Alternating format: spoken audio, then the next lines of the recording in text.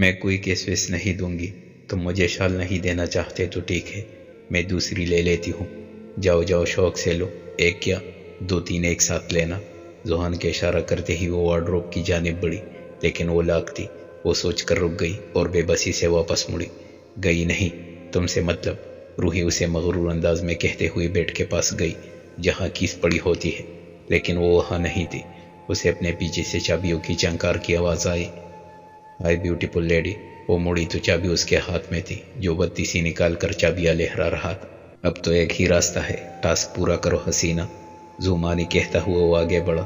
وہ دبک کر کمپیوٹر میں چھپ گئی اور اچھی طرح خود کو کور کر لیا۔ تمہیں کیا لگتا ہے میں نے تمہیں روکا کیوں نہیں چھپنے سے؟ پتہ ہے کیوں؟ کیونکہ روحی نے اس کا ارادہ بانپ لیا تھا اور مزید پیچھے کسک گئی۔ ذوحان مجھے بہت نیند آ رہی ہے، پلیز لائٹ آف کر دو۔ تو کر لو، کس نے روکا ہے؟ روحی نے سنتے ہی اٹھنا چاہا لیکن اسٹیچو بن گئی تھی۔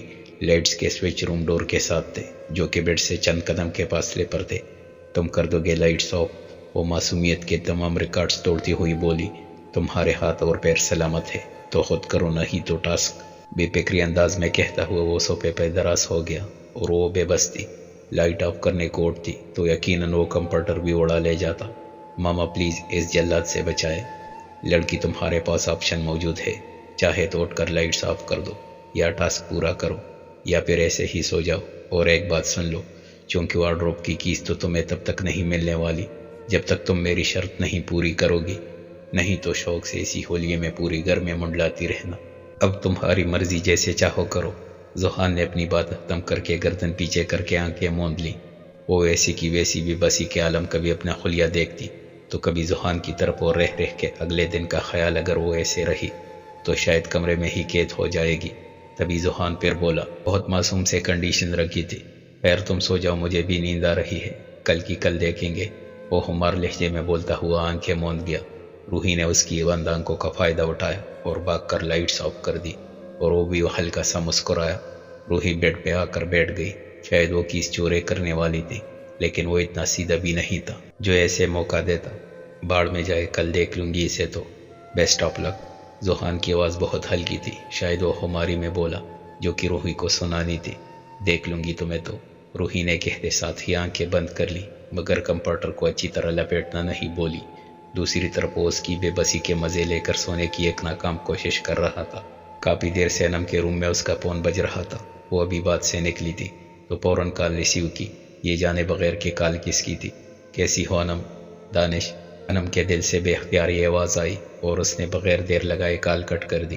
کیا یہ دانش تھے؟ وہ تو لندن میں ہے، اور اتنے عرصے بعد انہیں میری یاد کیسے آ گئی؟ انم نے اپنی پیشانی سے ٹھنڈے پسینے پہنچے۔ کہیں سمندی نے تو کچھ؟ اگر دانش نے بہن کے بہکاوے میں آ کر، نہیں ایسا کچھ نہیں ہوگا۔ اور دانش تو میرے شوہر ہے، وہ اس کی باتوں میں کبھی نہیں آئیں گے۔ انم تم کچھ زیادہ ہی سوچ رہی ہو، تم دونوں کا نکاح بچپن سے ہوا ہے، اسی لیے بے فکر رہو، کچھ نہیں ہوگا، لیکن مجھے امی سے بات کرنی ہوگی۔ انم نے اپنے ذہن میں آنے والے ہر برے خیال کو جھٹکنا چاہا، لیکن شاید وہ فراموش نہ کر سکی۔ اس وقت وہ بے فکر سی سو رہی تھی، نیند کا غلبہ اس پہ پوری طرح حاوی تھا، لیکن اسے رات کی کارروائی یاد آئی تو فوراً آنکھیں کھل گئی اور نیند پتہ نہیں کہاں کو جاتی رہی۔ روحی نے بیٹھ کر پورے کمرے کا جائزہ لیا، لیکن سب ویسے کا ویسے ہی تھا، اور وہ بھی صوفے پہ لیٹا ہوا تھا۔ کپڑے اس نے آپ اس کے ہی پہن رکھے تھے۔ روحی نے سوچا شاید وہ ڈر گیا، کہیں میں وارڈروب نہ کھول لوں، شاید اسی لیے خود بھی ایسے ہی۔ اب بے بسی نے اسے ایک بار پھر سے آ گھیرا۔ وہ ناچار کیا کرتی، اب آہستہ سے بیڈ سے اتری اور دبے اور چھوٹے چھوٹے قدم لیتی ہوئی ذوحان کے سر پہ آ کر کھڑی ہو گئی۔ اس نے گیس کہاں رکھی ہوں گی؟ ذوحان کو اٹھا کر مانگ لوں؟ ارے نہیں، وہ تجھے نہیں دے گا، اس نے تو تجھے ٹاسک دیا تھا نا۔ وہ ایک بار پھر سے بے بس ہو گئی تھی اور اس کا حولیہ کمرے سے باہر نکلنے والا نہیں تھا۔ میری شال کہاں ہے؟ نظریں گھماتے گھماتے اس کی نظر اپنی شال پہ پڑی جو آدھی زمین پہ اور آدھی ظالم کے نیچے تھی، لیکن اب اسے کچھ تو کرنا ہی تھا، اسی لیے ہمت جٹا کر اپنی چادر کو آرام سے کھینچا، لیکن وہ نہ نکلی۔ کتنا ویٹ ہے اس کا، آخر کہتا کیا ہے یہ؟ روحی نے برداشت کی آخری حد کو پار کرتے ہوئے شال کو زور سے کھینچا، جو باہر تو آ گئی، لیکن اب وہ آدھی روحی کے ہاتھ میں تھی اور آدھی ذوحان کے ہاتھ میں تھی۔ چھوڑ دو ذوحان، ورنہ اچھا نہیں ہوگا، میں آنٹی سے تمہاری شکایت کروں گی۔ ذوحان نے اس وارننگ کو اگنور کرتے ہوئے شال چھوڑ دی اور بازو کو سینے پہ باندھ کر بڑی فرصت سے اس کی کارروائی دیکھنے لگا۔ جو سامنے ہی کڑی اپنے آپ کو غور کر رہی تھی۔ تو تم نے میری شرط نہیں مانی، ذوحان نے سانس لے کر کہا۔ وارڈروب کی کیز دو، روحی نے اگلا حکم کیا۔ کیوں دوں؟ تم نے کون سا میری بات مانی جو میں تمہاری بات مانوں؟ ذوحان کا انداز تھوڑا ضدی تھا، جس پہ روحی تپ اٹھی۔ ذوحان دے دو، نہیں تو میں انٹی۔ ہاں ہاں جاؤ، وہ رہا دروازہ۔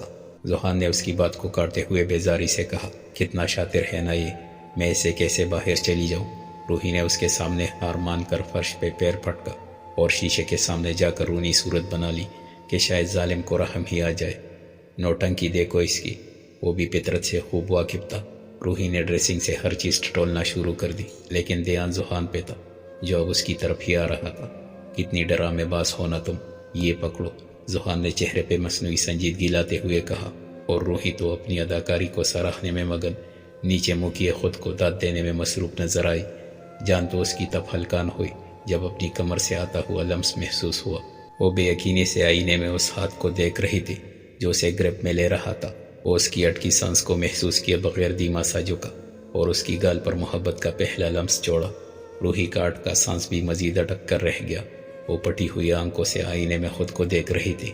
میرے جذباتوں کو ہوا تم نے ہی دی ہے، اب بھگتنے کے لیے تیار کر لو خود کو۔ وہ محبت چور انداز میں سرگوشی کرتا ہوا پلٹ گیا، جبکہ وہ اپنا چہرہ دیکھ رہی تھی جو ٹماٹر کی طرح لال ہو چکا تھا۔ واقعی یہ خواب تھا یا حقیقت؟ اپنی گال کو سہلاتی ہوئی بے ساختہ سی مسکرائی۔ شاہ نواز رات کا غیاب لوٹا تھا اور آتے ہی حیرانی کچھ یوں تھی کہ رضیہ بیگم چہچہاتی پورے گھر میں ایک کونے سے دوسرے تو دوسرے سے تیسرے کونے میں مٹھائیاں سجوا رہی تھی۔ خیریت تو ہے اماں، کوئی آ رہا ہے یا کسی کا ولیمہ ہونے والا جو اتنی مٹھائیاں؟ وہ صوفے پر براجماں ہوتے ہوئے بولا، جبکہ رضیہ بیگم اس کی بلائیں لینے لگی۔ ارے اماں کیا کر رہی ہو، ہٹاؤ اسے، مجھے یہ سب پسند نہیں ہے، وہ جنجلاتے ہوئے بولا۔ چپ کر جاؤ، مجھے آج روکو نہیں، میں بے حد خوش ہوں، آخر گھر کا وارث جو آنے والا ہے۔ رضیہ بیگم نے اس کے سر پہ جیسے بم پھوڑ ڈالا اور وہ وارث کے نام پہ ہی سن ہو گیا۔ شاہ نواز، تم باپ بننے والے ہو، ہمارے گھر میں بھی رونق آنے والی ہے۔ کل رات ہی ڈاکٹر آئی تھی، تم تو گھر پہ ہوتے نہیں، زوبیہ ماں بننے والی ہے۔ قسم سے میں تو بہت خوش ہوں۔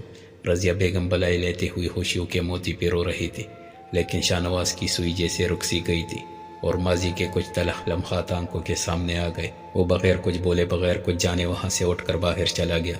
رضیہ بیگم نے اس کا نوٹس نہیں لیا، وہ تو جیسے ہواؤں کی سیر کو نکل چکی تھی۔ وہ گھر سے نکل کر گاڑی کو تیزی سے ڈرائیو کرتا ہوا ایک جگہ رک گیا۔ رات کی تاریکی کا وقت تھا اور وہ جگہ سنسان تھی۔ وہ اپنی گاڑی سے باہر نکلا اور اوپر لیٹ کر سگریٹ سلگا کر آسمان کے چمکتے تاروں کو دیکھنے لگا، اور اسے اپنے ماضی کے کچھ پل یاد آنے لگے جب فضا اور اس کے ہاں بھی خوشخبری آئی تھی۔ لیکن وہ دن اور آج کا دن بہت مختلف تھا۔ آج اسے وہ خوشی نہیں تھی جو 8 سال پہلے ہوئی تھی۔ فضا کا چھٹا مہینہ چل رہا تھا اور وہ ہر دن پہلے سے زیادہ نکھرتی جا رہی تھی۔ وجہ صرف شاہ نواز کا اس کے ساتھ نرم رویہ تھا، لیکن محبت تو جیسے کہیں کو گئی تھی۔ اس کی وہ جب کشمیر سے لوٹا تھا تبھی سے اس کا رویہ فضا کے ساتھ سرد رہنے لگا تھا۔ بات بات پہ فضا کو ڈانٹ دینا اس کے لیے عام ہو چکا تھا، لیکن جس دن اسے باپ بننے کی خبر ملی تو وہ اسی دن سے ہر بات بلا کر فضا کو اپنی ہتھیلی کا چالا بنائے رکھتا تھا۔ لیکن فضا کے اندر یہ بات ابھی تک تھی کہ شاہ نواز صرف اپنی اولاد کے لیے ہی اس کے ساتھ اتنا نرم رویہ برتے ہوئے ہے، لیکن وہ یہ بھی سوچتی تھی کہ آخر شاہ نواز کے اس رویے کی وجہ کیا ہوگی جو شادی کے فوراً بعد ہی یوں بدل گیا۔ یہ دیکھے سرتاج میں نے کیا بنایا ہے۔ شاہ نواز لیپ ٹاپ پہ کچھ کر رہا تھا جب فضا اس کے پاس آئی۔ شاہ نواز ایک نظر اس کے بھاری وجود پہ ڈالی چونکہ چٹاما چل رہا تھا، لیکن شاہ نواز کی نظر اس کے ہاتھ میں پکڑے سویٹر پہ گئی۔ یہ کیا ہے؟ شاہ نواز نے ناگواری سے پوچھا۔ سرتاج، یہ میں نے اپنے ہاتھوں سے بنایا، خوبصورت ہے نہ، دیکھے ذرا۔ لیکن یہ تو بیبی گرل کا ہے، پنک کلر کے لڑکوں پہ اچھا نہیں لگتا۔ فضا اس کی بات پہ تھوڑا حیرت میں، لیکن مزید سوچنے سے پہلے وہ پھر بولی، سرتاج، یہ میں نے ہماری گڑیا کے لیے ہی بنایا ہے، مجھے تو بیٹی چاہیے۔ شاہ نواز کی چلتی انگلیاں ٹھہر گئی اور اس نے گور کر ایک نظر فضا کو دیکھا جو خوش لگ رہی تھی، لیکن اس نے جو حرکت کی تو فضا دیکھتی رہ گئی۔ ایک بات کان کھول کر سن لو، میرا بیٹا ہی ہوگا، کیونکہ مجھے بیٹا ہی چاہیے جو میرے بعد میرے نام کو آگے لے جا سکے، وہ بے حد سنجیدگی سے کہتا ہوا اپنی پیروں میں پڑا ننھا سا سویٹر رون کے چلا گیا اور وہ اسے اٹھا کر آنسو صاف کرنے لگی۔ آخر ماں تھی وہ جو اولاد کے آنے سے پہلے ہی اس سے محبت کرنے لگی تھی۔ ذوحان کے آفس جانے کے بعد وہ اکثر نفیسہ بیگم کے کمرے میں جا کر بیٹھ جایا کرتی تھی، اور اب بھی وہ وہیں جا رہی تھی، لیکن دروازہ کھلا تو وہ آرام کرتی نظر آئی۔ روحی نے انہیں ڈسٹرب کرنا مناسب نہیں سمجھا اور واپس مڑ گئی۔ وہ ابھی سیڑھیاں چڑھ رہی تھی جب کسی کے رونے کی آواز آئی۔ وہ کچھ سوچے سمجھے بغیر واپس مڑی تو کچن میں انم کھڑی تھی اور گٹ گٹ کر رو رہی تھی۔ شاید وہ کسی کو پریشان نہیں کرنا چاہتی تھی۔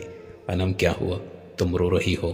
روحی نے اس کے کندھے پہ ہاتھ رکھا اور ایک دم اسٹیپٹ آ گئی اور آنسو صاف کر کے روحی کی طرف پلٹی۔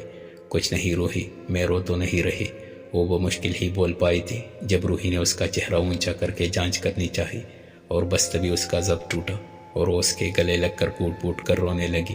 انم کیا ہوا ہے؟ مجھے بتاؤ، دیکھو تم مجھے ڈرا رہی ہو، بتاؤ کیا ہوا ہے۔ روحی نے بہت پیار سے اسے تھوڑا سا الگ کیا اور نرمی سے پوچھا، لیکن وہ بس رو رہی تھی۔ وہ اس کی بازو پکڑ کے اس کے کمرے میں لے آئی اور پانی پلایا۔ اب بتاؤ مجھے، ریلیکس ہو کر مجھے سب بتاؤ، آخر تم رو کیوں رہی تھی؟ روحی وہ دانش نے مجھ سے کہا کہ وہ اس سے زیادہ وہ بول نہیں سکتی تھی اور آنسو کی روانی پھر سے چلنے لگی۔ دیکھو اگر تم نے مجھے کچھ نہ بتایا تو میں تمہارے بھائی سے شکایت کر سکتی ہوں، روحی نے اسے تھوڑا سختی سے کہا اور وہ چپ ہو گئی۔ روحی وہ مجھے کہتا ہے کہ 1 مہینے کے بعد رخصتی کروا لو، نکاح تو ہوا ہے تو دیر کیوں کر رہے ہیں؟ انم ہچکیاں لے کر بتا رہی تھی، جس پر روحی کے چہرے پہ ہلکی سی مسکان کھل گئی۔ پاگل کہی گی، تم نے تو مجھے ڈرا ہی دیا تھا، اب بالکل اپنے بھائی کے جیسے ہو۔ روحی کے بولنے پر وہ ذرا سا ہنسی۔ اور کیا ہوا جو رخصتی مانگ رہا، اس میں برائی کیا ہے؟ ایک نہ ایک دن تو ہر لڑکی کو جانا ہی ہوتا ہے۔ تم صحیح کہہ رہی ہو، میں ایموشنل ہو گئی تھی تھوڑا سا۔ چلو اب یہ رونا دھونا بند کرو اور کچھ دیر آرام کرو، دوپہر کا کھانا میں بنا لوں گی، ٹھیک ہے؟ انم کے چہرے کو نرمی سے تپتپا کر وہ جانے لگی۔ روحی؟ ہاں، روحی نے سوالیہ نظر سے دیکھا۔ کچھ نہیں، تم جاؤ، تھینک یو۔ انم کی بات سن کر وہ باہر چلی گئی۔ ابھی دروازہ بند کر کے وہ جا رہی تھی، لیکن اپنی سوچ کے مطابق وہ انم کی بات سے متفق نہیں تھی۔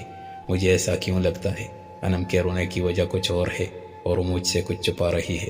میں آج ہی زحان سے بات کروں گی۔ وہ ابھی کام سے فارغ ہو کر کمرے میں آ کر بیڈ کے ساتھ بچھے کارپیٹ پہ بیٹھ کر بک پڑھ رہی تھی جب کمرے کا دروازہ کھلا اور زحان اندر آیا۔ اس نے زحان کو دیکھا جو اتنی جلدی آ گیا تھا۔ گھڑی پہ بھی ابھی شام کے 6 بج رہے تھے، وہ تو اکثر دیر رات میں ہی آتا تھا۔ زحان تم اتنی جلدی کیسے؟ وہ ابھی اٹھنے ہی والی تھی جب زحان کے ہاتھ اشارہ کر کے اسے اٹھنے سے منع کیا اور کچھ دیر بعد اپنا کوٹ اتارا اور ٹائی کو ڈھیلی کر کے وہ اس کے ساتھ آ کر بیٹھ گیا۔ میں پانی لاتی ہوں۔ وہ اٹھنے والی تھی لیکن زحان نے اس کا ہاتھ پکڑ کر ساتھ بٹھا لیا۔ روحی مجھے کچھ بات کرنی ہے تم سے۔ زحان کا انداز کسی بھی ایکسپریشن سے ہٹ کے تھا۔ روحی نے سوالیہ نظر سے پوچھا، یہ کیا ہے؟ زحان نے اس کے سامنے پون کیا جسے دیکھ کر روحی کے ہوش اڑ گئے۔ یہ؟ ہاں روحی، وہی پوچھ رہا ہوں، آخر یہ کیا ہے؟ کیوں تم اس سے ملنے گئی تھی؟ لیکن زحان یہ تمہارے پاس کیسے آئی؟ یہ میرے سوال کا جواب نہیں ہے روحی، مجھے بتاؤ کہ تم اس گھٹیا شخص سے ملنے کیوں گئی تھی؟ روحی ابھی تک اپنے ہاتھ میں موبائل پکڑے بے یقینی سے ان تصویروں کو دیکھ رہی تھی جن میں شاہ نواز سے ملنے گئی تھی۔ جب وہ اسے وارننگ دے رہی تھی ہر تصویر میں روحی ہنس رہی تھی۔ کوئی بھی یہ نہیں کہہ سکتا تھا کہ روحی اس کے اڑے ہوش پر ہنس رہی ہوگی۔ روحی میں تم سے کچھ پوچھ رہا ہوں، مجھے جواب چاہیے۔ تم مجھ پہ شک کر رہے ہو؟ تمہیں کیا لگتا ہے میں؟ زحان نے اس کے لبوں پہ انگلی رکھ کے خاموش کروایا۔ مجھے تم پہ شک نہیں بلکہ خود سے زیادہ تم پہ اعتبار ہے، لیکن جو تم سے پوچھ رہا اس کا جواب مجھے تم سے چاہیے۔ آخر ایسا کیا ہے جو تمہیں اس سے ملنے جانا پڑا؟ وہ شخص ایک طرف اعتبار کر رہا تھا تو دوسری طرف جواب مانگ رہا تھا۔ نہیں، تم مجھ پہ شک کر رہے ہو۔ اگر تم پہ شک کرتا تو اسی دن تم سے پوچھ سکتا تھا جب سے یہ تصویریں میرے پاس تھی۔ پاس؟ زحان، روحی نے حالی نظروں سے اسے دیکھا۔ یہ میرے پاس تب سے ہے جب سے میں اسلام آباد سے لوٹا تھا۔ یہ مجھے ایک انجان نمبر سے بھیجی گئی تھی۔ پہلے تو مجھے بہت غصہ آیا، میرا خون کھول رہا تھا یہ سوچ سوچ کر کہ تم اس سے ملنے کیوں گئی تھی، لیکن پھر میرے ضمیر نے مجھ سے یہ کہا کہ اس کی آنکھوں کی سچائی دیکھو، نہ کہ ان کی ثبوتوں کو۔ روحی تم مت سوچنا کہ مجھے تم پہ یقین نہیں ہے۔ اتنے دن میں خاموش رہا بس اس وجہ سے کہ تم ہرٹ ہو سکتی ہو۔ اگر اب میں تم سے پوچھ رہا ہوں تو اس کی وجہ بے اعتباری نہیں بلکہ میری فکر ہے تمہارے لیے کہ کون سی وجہ ہے جو تمہیں اس انسان سے بے چین کر رہی ہے۔ وہ کافی دیر سے اس کی بات سن رہی تھی جس میں اسے سچائی ہی نظر آ رہی تھی، لیکن اس کا انداز جو فکر مندی اور کہیں کوئی ڈر بھی تھا جو روحی دیکھ سکتی تھی۔ تمہیں پتہ ہے جب ہمارا نکاح ہوا تھا اس دن تم کہیں چلی گئی تھی اور بہت تیز ڈرائیو کر کے وہاں سے نکلی تھی۔ مجھے ایسے لگا تھا تم مجھے چھوڑ کر جا رہی ہو۔ تمہیں بہت دیر ڈھونڈتا رہا مگر تم نہ جانے کہاں غائب ہو گئی تھی۔ پھر جب میں ناکام لوٹا تو مجھے زندگی کی ایک نوید نظر آئی، تمہاری کارگر میں تھی اور میرے اندر سکون اتر آیا تھا، اور میں بغیر وقت ضائع کیے تمہارے پاس آیا تمہیں دیکھنے کے لیے۔ مگر روحی تم نے مجھے کہا تم اس زبردستی کے رشتے کو نہیں مانتی، تمہیں میرا وجود ایک شوہر کے روپ میں قبول نہیں ہے۔ وہ رک گیا اور اس کی آنکھیں لال تھی۔ روحی اس کی باتیں خاموشی سے سن رہی تھی۔ وہ گہری سانس لینے کے بعد پھر بولا، میں نے پھر تمہیں اس کے لیے فورس نہیں کیا، یہ سوچ کر کہ ایک دن تم خود اس رشتے کو قبول کرو گی۔ اس دن سے لے کر اب تک میں نے تم سے کبھی ڈیمانڈ نہیں کی، کبھی شوہر کا حق نہیں مانگا، کبھی تمہاری تذلیل نہیں کی۔ تمہیں خوش دیکھنا چاہتا ہوں لیکن تمہیں محبوس کر کے۔ وہ اب اپنی بات ختم کر چکا تھا اور روحی کو دیکھ رہا تھا جو کہ کسی غیر مرئی نقطے کو دیکھ رہی تھی۔ ذوحان نے اس کا چہرہ اپنے دونوں ہاتھوں میں لیا اور اس کا رخ اپنی طرف کیا۔ روحی کے ضبط کیے گئے آنسو روانی سے بہنے لگی۔ وہ بے آواز رونے لگی جو کہ مقابل کے دل پہ گر رہے تھے۔ وہ برداشت نہیں کر سکتا تھا کہ وہ اس کی وجہ سے روئے۔ چپ ہو جاؤ روحی، اگر تمہیں نہیں بتانا تو میں تمہیں فورس نہیں کروں گا، بس تم چپ ہو جاؤ۔ اس کے سر سے سر جوڑ کر وہ بے پناہ محبت لٹانے کے انداز میں اسے چپ کروا رہا تھا۔ ٹھیک ہے نا روحی، مجھے کچھ نہیں جاننا، لیکن مجھے تمہیں آج سب کچھ بتانا ہے جو میں نے تمہیں نہ بتا کر بہت بڑی غلطی کی۔ وہ وہاں سے اٹھ کر وارڈروب کے پاس چلی گئی اور واپس آ کر لیپ ٹاپ لے کر واپس وہیں پر آ کے بیٹھ گئی۔ یہ دیکھو، روحی کے ہاتھ میں ایک پین ڈرائیو تھی۔ ذوحان کی سمجھ سے کچھ بالا تر تھا۔ روحی نے وہ USB لیپ ٹاپ سے کنیکٹ کر دی اور کچھ ہی دیر میں ایک ایک چیز وہ اسے دکھا رہی تھی اور ذوحان کا چہرہ بھی دیکھ رہی تھی جس کی نظر لیپ ٹاپ پہ ہی تھی۔ ذوحان، اس نے ہماری پراپرٹی میرے دادا جی کی اتنی برسوں کی محنت کو دھوکے سے ہتھیانے کی کوشش کی، جو کہ میرے دادا جی کے بڑوں کی دی ہوئی ایک قیمتی چیز ہے۔ میں نے ایک دن ابو کو کہتے سن لیا تھا اور انہیں بہت کہنے کے بعد جا کر میں نے یہ سٹیپ لیا تھا۔ ذوحان، تمہیں یاد ہے میں نے تمہیں کہا تھا ہماری دوستی کی خاطر رک جاؤ، مجھے تمہاری ضرورت تھی کیونکہ میں اس شاہنواز سے شادی نہیں کرنے والی تھی۔ مجھے تو اس کا چہرہ سامنے لانا تھا۔ مجھے تمہاری تب بہت ضرورت تھی لیکن تم میری کچھ سنے بغیر جا چکے تھے۔ اب وہ رک گئی اور حیرانی کی باری ذوحان کی تھی۔ ذوحان، وہ گھٹیا شخص اب میری بہن کا شوہر ہے۔ اس انسان نے پہلے بھی شادی کی ہوئی تھی۔ ذوحان کی نظر لیپ ٹاپ سے ہٹ کر روحی کے چہرے پہ گئی جو ڈیر و شکوے لیے اسے ہی دیکھ رہی تھی۔ اس نے اپنی پہلی بیوی کو مار ڈالا جس کے پاس اس کی اولاد تھی، اس نے اسی کو مار ڈالا۔ وہ گنہگار ہے ذوحان، وہ خونی ہے۔ میری بہن کی خاطر میں نے ابھی تک ایسا کچھ نہیں کیا جس سے میری بہن کو تکلیف ہو۔ وہ روتے روتے اس کے کندھے سے سر لگا کر ہچکیاں لینے لگی۔ ذوحان، میں اس دن بھی اسے دھمکانے ہی گئی تھی۔ آئی سویئر میں اسے